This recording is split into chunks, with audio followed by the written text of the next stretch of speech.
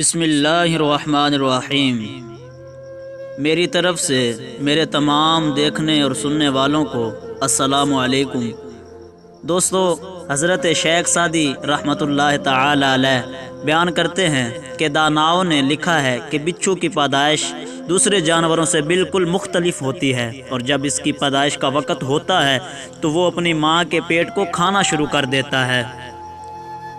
یہاں تک کہ ماں کا پیٹ پھاڑ کر باہر نکل آتا ہے اور جنگل کی طرف دوڑ جاتا ہے۔ حضرت شیخ سعدی شیرازی رحمۃ اللہ تعالی علیہ بیان کرتے ہیں کہ میں نے اس نکتہ کو ایک بزرگوں کے آگے بیان کیا تو انہوں نے فرمایا، میں نے اس بات کو تسلیم کیا ہے کہ واقعی ایسا ہی ہوگا۔ میں نے عرض کیا کہ وضاحت کریں تو انہوں نے جواب دیا کہ بچپن میں وہ اپنی ماں کے ساتھ ایسا سلوک کرتا ہے، اس لیے جب بڑا ہوتا ہے تو ہر بندے سے اپنی عزت کرواتا ہے اور ہر کوئی اسے مارنے پر تل جاتا ہے جیسے وہ بڑا مقبول ہے۔ ایک باپ نے اپنے بیٹے سے نصیحت کی کہ بیٹا، جو اپنوں سے وفا نہیں کرتا وہ داناؤں کی نگاہوں میں ذلیل و رسوا ہو جاتا ہے اور ہر کوئی اس سے دور بھاگتا ہے، جو جیسا سلوک کرتا ہے ویسا کروا لیتا ہے۔ بچھو سے لوگوں نے پوچھا کہ تو سردی میں کیوں باہر نہیں نکلتا؟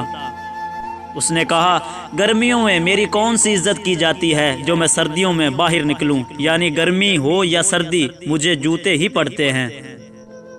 مقصود بیان، حضرت شیخ سعدی اس حکایت میں بیان کرتے ہیں کہ یہ قانون ہے، جیسا کرو گے ویسا بھرو گے۔ جو وفا نہیں کرتا اس سے وفا نہیں کی جاتی، جو دوسروں کی عزت نہیں کرتا اس کی بھی عزت نہیں کی جاتی، جو کبھی اپنوں کا نہیں ہو سکتا اس کے اپنے بھی نہیں ہوتے، جو اپنے ماں باپ کی عزت نہیں کرتا اور ان کے ساتھ بدسلوکی کرتا ہے تو پھر جب وہ اس مرتبے پر فائز ہوتا ہے تو اس کی اولاد بھی اس کی عزت نہیں کرتی، اس کے ساتھ بدسلوکی کرتی ہے۔